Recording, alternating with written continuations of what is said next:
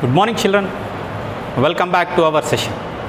In the previous class, children, we tried to learn about the causes of the world wars. I hope you understood it.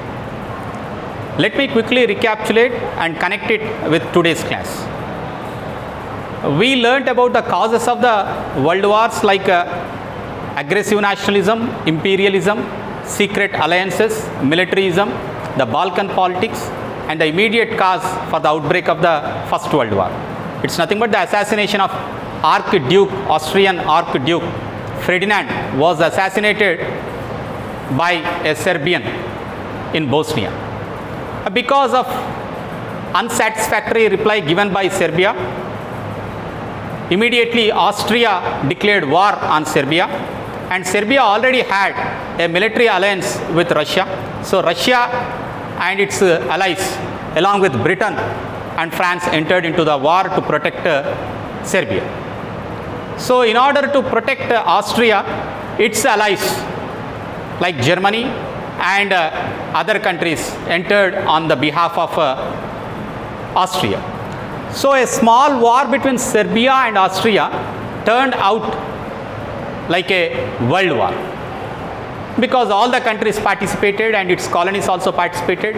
In the east, China and Japan also participated. On the west, America also participated in the war.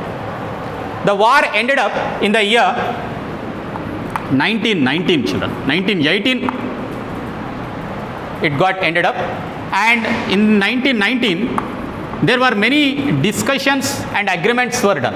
Out of them, one most important agreement signed by the victorious and the defeated powers was the Treaty of Versallis.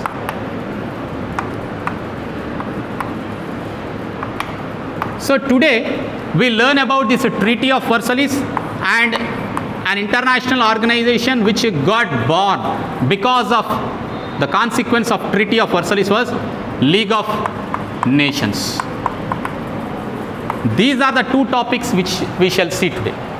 Treaty of Versallis is an agreement signed by the victorious powers in order to compensate the lost territories and the war indemnity, to raise the war indemnity from the defeated powers. It was signed in the Palace of Versailles, so it is famously called as the Treaty of Versalles. So under the Treaty of Versalles, many terms were imposed on the defeated powers. But apart from that, apart from those terms and conditions imposed on the defeated country, especially on Germany, there are also many other political changes which occurred in Europe after the World War I. For example, Austro-Hungarian Empire got dissolved after the end of the war.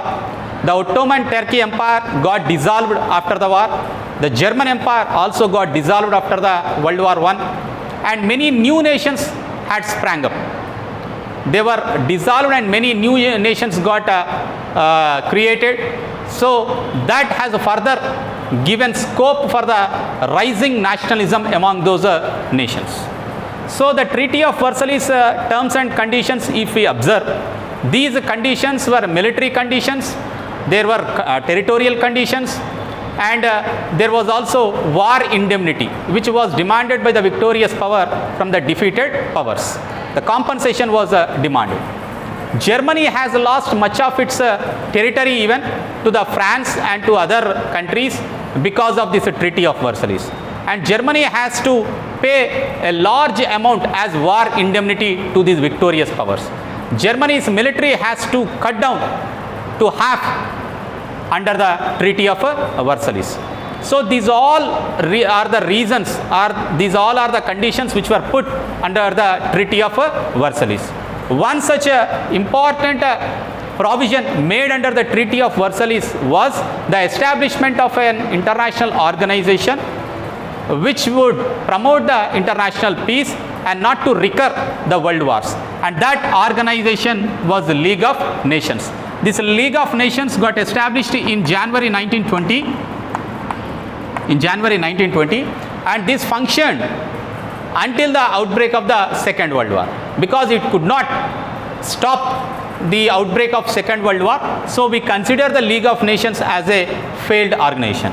But League of Nations is one such organization which was established at the international level for the first time ever, and its duty is to promote the international peace and solve the disputes among the nations amicably and peacefully over the table with negotiations. So these are the two important events which occurred after the World War I.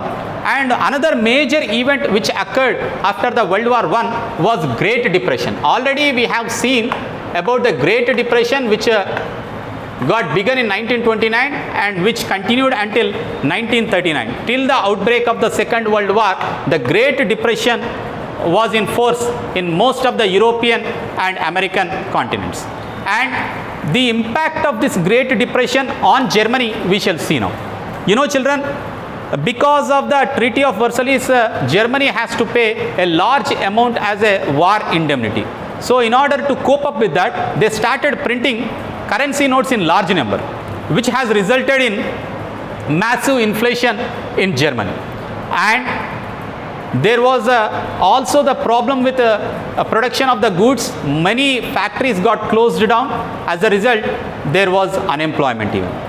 So the prices got reduced and unemployment was in force. And you know, even agricultural farmers, peasants, have to reduce their crops price and sell in the market. There was a funny saying that if you take a cart full of money in Germany, you'll get a loaf of bread. A bread loaf you'll get. A cart full of money. Then you can imagine how the inflation was.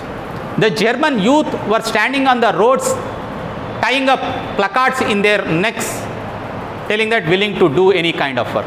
Most of the youth during this period is seen on the corners of the streets playing carom board or playing chess, okay, and many of them were queuing up, were standing in the queues nearby the employment exchanges for very minimum jobs. Government was not in a position to stabilize the prices, okay. The prices of the goods went very high and the inflation continued. So as a result of that, there was even political instability in Germany. Not only in Germany, in many parts of the Europe, there was a political instability because they are unable to feed their people.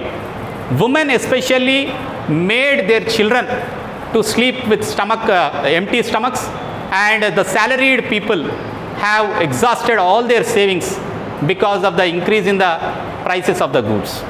Only organized sector people managed to get reduced wages, okay, and even they could not bargain for better life because of unemployment outside, and many small saving people, many self-employed people, okay, all their savings were exhausted because of the inflation. This is the situation in Germany, okay, and this has resulted in the rise of fascism, in the rise of National Socialism in Germany, which we shall discuss in the next class, children. Take care.